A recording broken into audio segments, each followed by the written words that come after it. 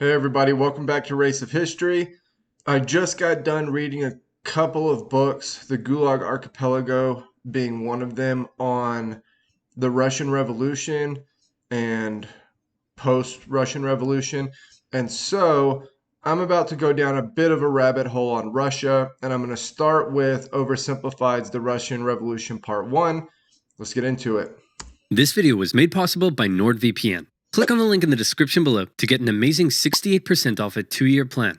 Also, commemorating the weirdest bromance in history. Get your new character pins and Russian Revolution merch available now. Link down below. Hey Jimmy, it's the 1800s, an exciting time to be alive. Why don't you get out there and explore the world? Gee whiz, Mom, thanks.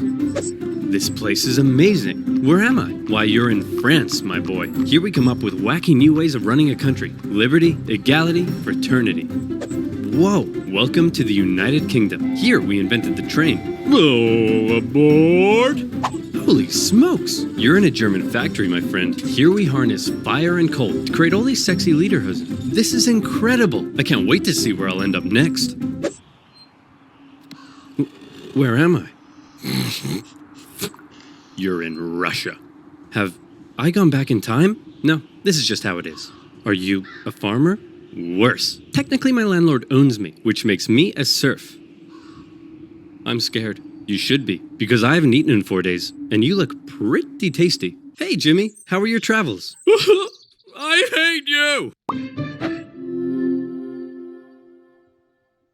Russia in the 19th century, feudal, underdeveloped, and stuck in the past. While the rest of Europe had been modernizing and improving their citizens' lives, Russia's rulers were taking a different approach. My lord, we're falling behind the rest of Europe. It's time to industrialize, give the people rights, and share your power. Russian czars had no time for pathetic ideas like liberty and modernization because they were too busy having the time of their lives. While the serfs were breaking their backs in the fields, the czars held all the power, and they didn't have to listen to anyone. Want to run the country like a backwards feudal kingdom while the rest of Europe outpaces you militarily and economically? Go right ahead. Want to keep the people uneducated so they don't get any ideas? There's no one to stop you. Want to keep exporting grain even when there's a massive famine causing hundreds of thousands to die? That is your God-given right. While all of this was great for the Tsar, if you were literally anybody else, it probably sucked because Russia was falling behind. If they were to keep up with Europe, they'd need a strong ruler with some big ideas. Oh look, here comes one now. Hey everyone, it's me, Tsar Alexander II, and I've got some big news. I'm releasing you all from your serfdom. You're all free. Yes! Yep, I'm the best. Oh, there is one thing though. I spoke to your local lords and they weren't happy about losing all their free labor. So as a compromise, you're all gonna have to pay them back a near impossible amount of money for the next 49 years. Expect your lives to barely change. Okay, bye. Now I know what you're thinking. This Tsar Alexander II seems like a pretty cool guy. He's trying to reform the country and get Russia on the right path. Everyone must love this guy, right? Wrong. Why does one man get to decide the fate of everyone in the country? This whole system is dumb. Somebody should do something. Like what? Like kill the Tsar. You're gonna kill the Tsar? Well, me? No. I'm busy. I was kinda hoping you'd do it. Okay. See? The people love me. They're throwing flowers, confetti, and high-grade explosives. Okay, Nicholas, your grandfather has a mild case of being blown up by a terrorist, and he's not looking too hot, so we're gonna go say our goodbyes, okay? No, it'll be too scary for him. Nonsense, it won't be scary at all. We're just gonna say a quick goodbye. Ready? Boy, look at me. The people did this to me, and one day, they'll do it to you! See? Wasn't scary at all. So Alexander II was dead, but luckily, they had another Alexander lying around. Alexander III. And this is what happens whenever you have total autocracy and monarchy. You're basically just rolling the dice and playing roulette on what type of leader you're going to get, how competent they're going to be. And this isn't just the case for Russia. Obviously, historically, lots of societies did things this way, but it makes it to where the chances that you come up with a good leader on that game of roulette isn't great. You don't have a huge pool of people to pick from. You're picking essentially from the eldest sons of a particular family. And so kind of what you get is what you get. And what you see with the Alexanders are, as bad as the people dislike the total autocracy, their dice rolls are going to get worse and worse as the monarchy, gets passed on further and further throughout this process. And he felt his dad's reforms had weakened the Tsar's authority. Russia was massive, and as a result, had many ethnic minorities. Non-Russians? More interested in their own cultural heritage than in loving me? Isn't it great? So much beautiful culture and diversity in our great nation. And as bad as he's going to seem, and he is going to seem bad, Nicholas is going to be worse, so just wait. Alexander thought all these minorities should be a little more Russian, and thereby loyal to him. So he repressed religious minorities. He repressed non-Russians. He introduced the Okhrana, a secret police force that repressed anybody who thought having a czar was dumb. If Alexander II was the great reformer, Alexander III was the great repressor.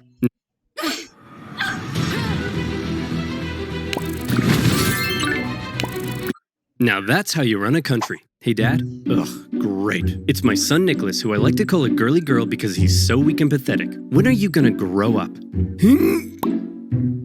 You still look like a girly girl to me. But Dad, I grew a beard. Yeah, an ugly girly girl beard. As backwards, or I guess kind of messed up as this may sound, the relationship between Alexander and Nicholas, I think, plays heavily later into Nicholas's relationship with his hemophiliac son.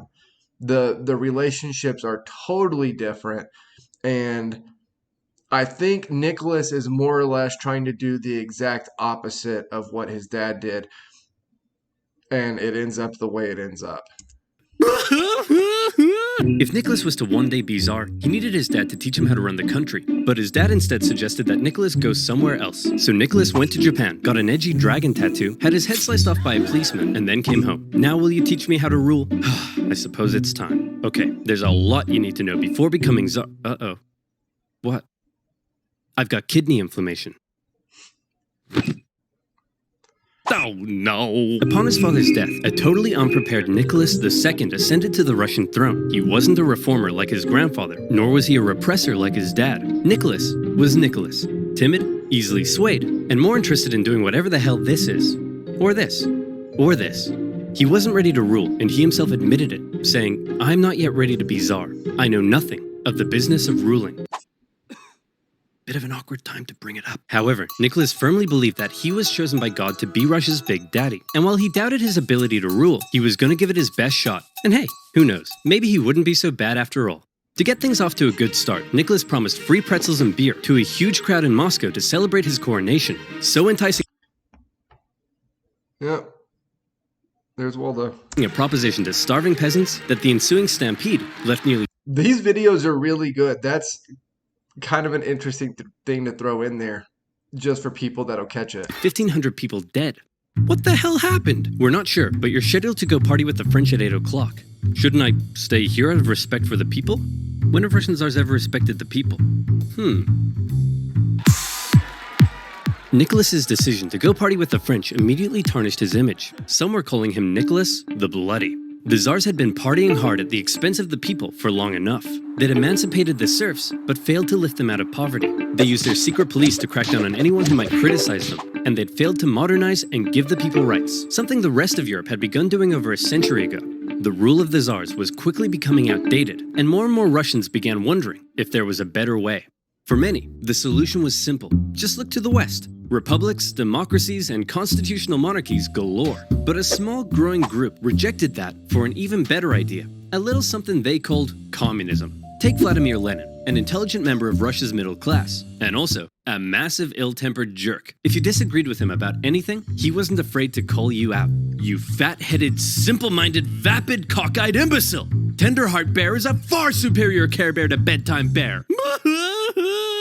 And he was no stranger to political unrest either. His older brother was executed for plotting to kill the Tsar, and Lenin himself was expelled from university for participating in a student protest. But how did Lenin go from being a middle-class nerd to the arbiter of socialist divinity? Well, To tell that story, we first need to go back a few decades to when a man named Karl Marx wrote a manifesto explaining how capitalism is a system whereby the stinky bourgeoisie oppressed and exploited the working masses, and that only through class warfare could the workers rise up and instate a communist utopia. Now go back forward a few decades to Lenin reading that manifesto and loving it.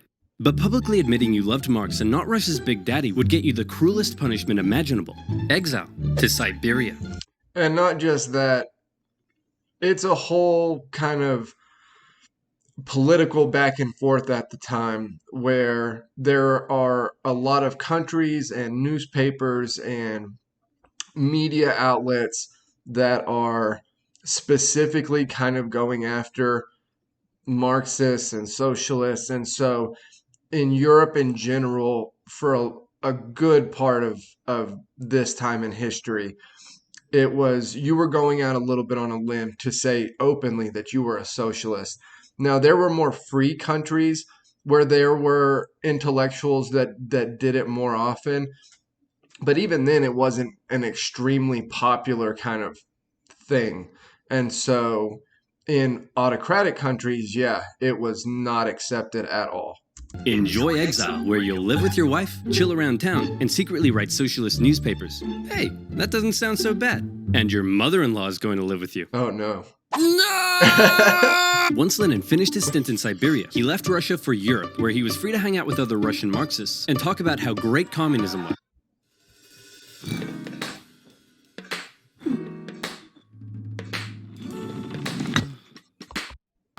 Now today, you might hear the word communism and think of this.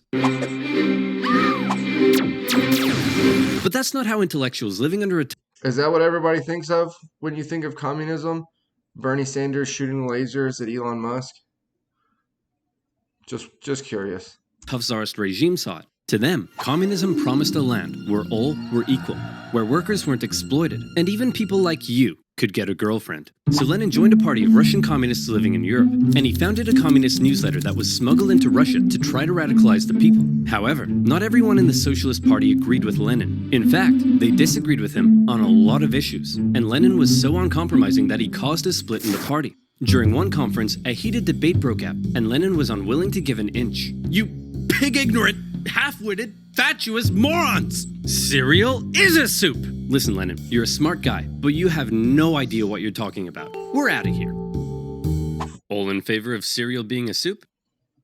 Hey, would you look at that? We're in the majority. So Lenin set up his own faction within the party he called the Majority, or Bolshevik if you're speaking Russian. And the other faction became known as the Minority, or Menshevik. And oddly, the majority were often in the minority, and the minority in the majority. The Mensheviks were less radical, whereas Lenin wanted the Bolsheviks to be loyal to him and his uncompromising ideas. And if you weren't loyal, well then you're gonna get a big brain beatdown. Mensheviks worried that Lenin's attitude could lead to a one-man dictatorship. But come on, does this guy look like a dictator to you?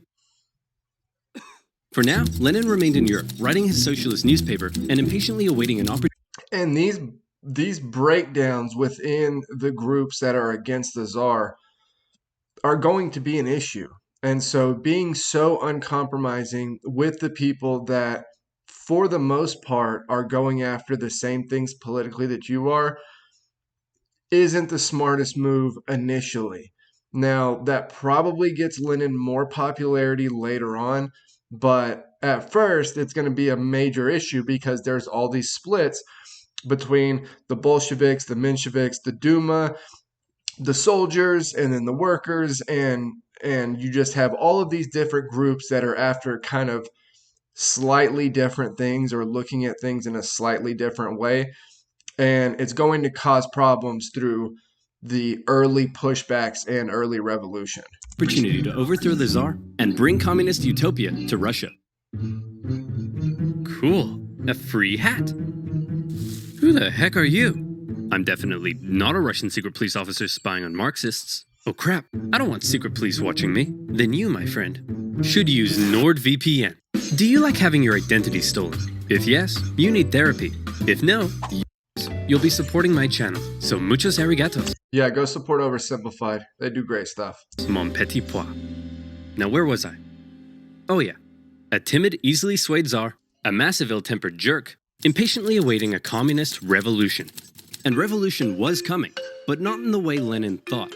Back in St. Petersburg, one of the Tsar's most skilled and influential advisors knew the country finally needed to catch up with the rest of Europe. Hey Nick, we really got to industrialize, get more factories, and make some, I don't know, textiles or something. Won't that change the social fabric of Russia? Maybe. Hey, isn't it past your bedtime? But I haven't had my milk and snuggles yet. Will you snuggle me? Nicholas thought modern... Here's the thing. These things kind of go hand in hand, and you can see that in the West. So as the West industrialized, you see this massive push for liberalization. Russia sees this and thinks like, okay, well, if we know that industrializing is going to bring about liberalization, then we just won't industrialize. That will be our answer to this problem. However, as it, keeps mentioning, that just continues to push them further and further and further back to the point where they have the size and strength of a major power in Europe, but they are so far behind the times that they almost become a laughingstock or a non-factor. And you see this most predominantly in the World War I, where, they don't have enough rifles and they have these major issues with offensives, and they don't have the technological advancement. They don't have the factories. They don't have anything they really need to prosecute a major war against a country that has already industrialized a while before this. And so they're between a rock and a hard place, and there really is no easy way out of it with the autocratic system that they have. Modernization was boring, but he let Sergei do his thing. And do his thing he did. He borrowed some money and got Russia some sexy factories. And you know what sexy factories means. Sexy workers. Dirt poor, sexy workers. Long hours, low wages, filthy disease-ridden factories, sleep in overcrowded dormitories with all your stinky worker friends, get your arms ripped off in a freak Russian doll accident. Conditions were terrible. But this growing working class wasn't about to take it lying down. They started to do what workers do best. Strike. Despite Sergei's efforts, people in Russia still weren't happy. Peasants were still poor, liberals still wanted reform, and now the workers wanted better working conditions. And the problem with being an autocrat is that when everyone's unhappy, there's only one person to blame. You. The people hate me. What do I do? Ooh, I know. Why don't we find a weak and pathetic nation to go to war with? We'll win easily, and everyone will love me again. Why don't we just try treating the people better? That weak and pathetic nation is going to come in and beat the brakes off of them. As luck would have it, an opportunity for war was forming in the Far East. Russia wanted to expand its sphere of influence into northern China, and coincidentally, so did Japan. But Japan didn't really want war, so they proposed an idea to reduce the tension. Hey man, we'll let you do your thing in Manchuria if you let us do our thing in Korea. I don't think so. We've got the largest army in the world. What do you have? I'm the Emperor of Japan. I have a giant mecha suit. Whoa. Cool. Nicholas and the boys didn't see Japan as a threat, so they felt they could push Japan around. But little did they know Japan had been rapidly militarizing, and when they launched a surprise attack on a Russian fleet at Port Arthur, everyone was shocked. Nicholas hoped it was an opportunity to win a quick war and regain the support of the people. Nobody seriously thought a puny Asian country could defeat a European superpower, and the Russian people were filled with patriotic spunk. Hey everyone, we're at war with Japan! Hey everyone, we're losing the war. So let's say you have to read an incredibly long email from your boss that you have to finish before the big... The Japanese won, an embarrassing defeat for Tsar Nicholas. Russia had enough problems, but now it had been internationally humiliated. The public were outraged. Unrest increased. Nicholas needed snuggles now more than ever. The tension was rising rapidly, and Russia was on the verge of revolution. All it needed was one disaster to push it over the edge. And that disaster would come in January 1905 from an unlikely source, a handsome Orthodox priest named Father Gapan. Father Gapan was leading workers and their families to the Winter Palace, but this wasn't some violent uprising. It was a peaceful protest. They wanted to deliver a petition to Nicholas, which simply asked for more freedom and better working conditions. The protest was actually so peaceful and respectful that the Marxists thought it was a big waste of time. And that's a big deal. The fact that it was so peaceful that the Marxists thought it was a waste of time. Because with issues like this, you always have people that are kind of on the fence on what direction they want this to go. And because this is done so blatantly and it's so aggressive, and there really was no threat for the from the protesters. And so this is a huge deal, and it makes a lot of people that are on that fence pick a side and pick a side against the czar. Hey Nicholas, some priest is leading a peaceful protest. Says here they want to give you a petition. A peaceful petitioning priest? I better get out of here. Nicholas had actually left the Winter Palace days earlier, and in his place, they brought in a truckload of troops, ordered to stop Father Gapon from reaching the palace. Hello, good sir, and long live the Tsar. Please, allow me to pass this simple petition to our dear father, Nicholas II. Good day to you too. Please, allow us to respond by opening fire. What began as a peaceful protest ended in tragedy. Imperial soldiers opened fire on the crowd. Around 200 civilians died, 800 more were wounded. All they wanted was the opportunity to ask Nicholas to improve their lives. Instead, they were met with bullets. Nicholas didn't personally order the troops to fire, but as an autocrat, he got the blame. The event became known as Bloody Sunday, and Nicholas's reputation plummeted. Strikes erupted across the empire. Workers' demands increased. Liberals demanded political power. Peasants demanded land. The country was out of control, and the 1905 revolution had begun. Listen, Nicholas, peasants seizing my land and murdering my family I can tolerate, but illegally chopping my wood, that's obscene. And the worse I treat my workers, the more they strike. I don't get it. Everyone relax. As long as the military is still on my side, there's nothing to worry about. Sir, the sailors are starting to mutiny. Well, my life just sucks. With Russia still losing to the Japanese, unrest was growing in the military, and some sailors had even taken to killing officers. Having the people against you was... That is the breaking point. And it's the breaking point for all revolutions. The police and the military they are keeping the status quo the way that it is. And so if the police and if the military turn, it's over. It's over. And so when you have a country like Russia who has their military mobilized, if that military turns on the czar is done. And so that's where his problems come in. Bad enough, but if the military joined in, it would be game over. To make matters worse, in October, workers and Marxists, including one Leon Trotsky, began setting up local elected councils called Soviets that coordinated strikes and supplied the workers. Sergei could see the writing on the wall. Things were going south fast, and he needed a big idea to save the Tsar. And luckily, he had just that. You see, all these angry people from different parts of society weren't really working together, meaning there was a weakness to exploit. Sergei wrote a manifesto that would give the liberals an elected assembly called the Duma. It took some convincing, but eventually, Nicholas agreed to share power and have his laws approved by an elected assembly. Hey liberals, here's your stupid manifesto. Happy now? We certainly are. But what about these guys? Aren't you going to give them what they want? Oh, goodness no. I was just going to kill them. With the liberals satisfied, and after ending the war with Japan, the Tsar brought thousands of troops home, who then dismantled the Soviets, arrested their leaders, and crushed the peasant uprisings in the countryside. And how about that pesky parliament Nicholas had agreed to share power with? Well, he then wrote a bunch of new laws, which basically said, hey, remember that manifesto I wrote and how you guys were going to approve my laws? Slight change of plan. Actually, I'm going to do whatever the hell I want, and you guys are going to shut up. What? The people won't stand for this. People? What people? Yeah, the Duma has like 0.01% of the power in Russia at this point. You know, this is why people don't like you. And just like that, Nicholas had survived the 1905 revolution. But wait, a revolution? In Russia? Where was Lenin? Well, Lenin and his communist pals were still in exile. He tried desperately to radicalize the uprising, but all he could do was watch. As the movements failed to organize, the liberals sold out the poor, and the Tsar outplayed the people.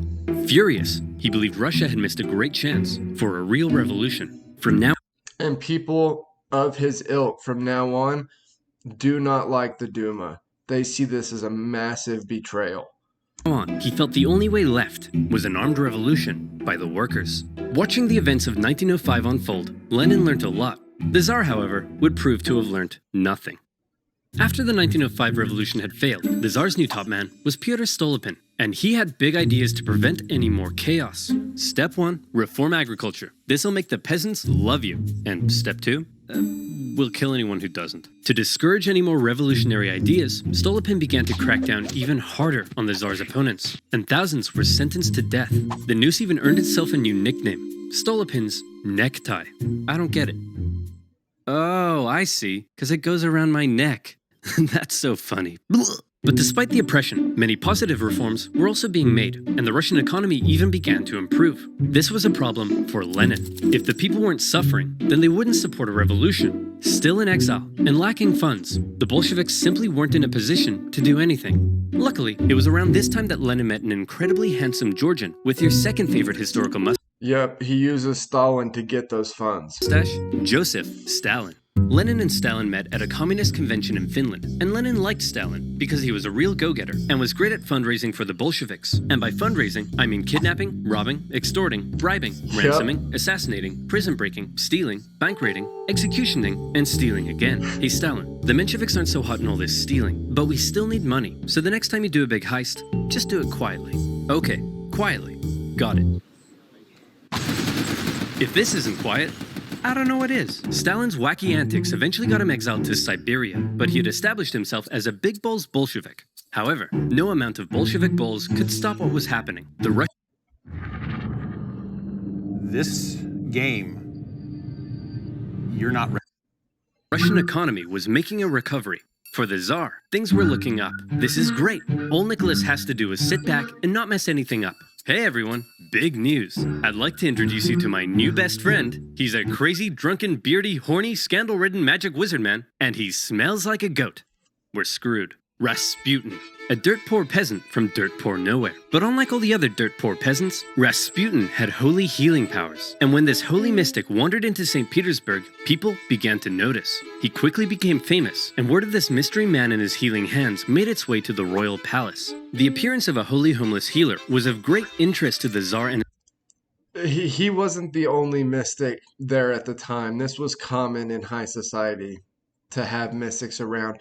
He was just more flamboyant and crazier than most, and so he gained in popularity very quickly, or gained in scandal very quickly. his wife. As far as royals go, they weren't that inbred, but they were just inbred enough for their son Alexei to get hemophilia, or in layman's terms, Mamma mia, that's a lot of blood! Knowing Rasputin could heal people, in 1906, Alexandra asked for Rasputin to come and see if he could cure their son. And crazy as it sounds, Rasputin did heal Alexei, possibly by taking him off his doctor-prescribed aspirin. Having seemingly done the impossible, Rasputin became very, very close to the royal family. But having a crazy homeless wizard man hanging around wasn't a good look for the Tsar, because Rasputin was freaky. Not only was he a big fan of alcohol, but he'd also throw these crazy parties with Russian nobility, where he'd and all night long, and then he'd his whole head not a guy's and nobody knew how the goat got on the roof.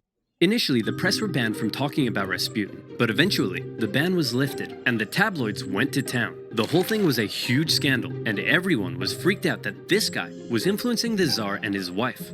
Nicholas could have spent this And not just influencing the Tsar and his wife, but maybe even potentially sleeping with the Tsarina.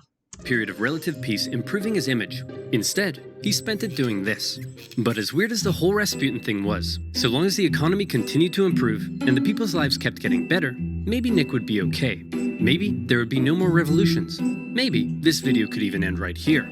Or maybe things were about to get worse. A lot worse. You see, the year is 1914, and that means it's time for World War I. All right, that was the Russian Revolution by Oversimplified Part 1. Like, comment, subscribe. I will do Part 2 probably tomorrow, and I'll see you guys then.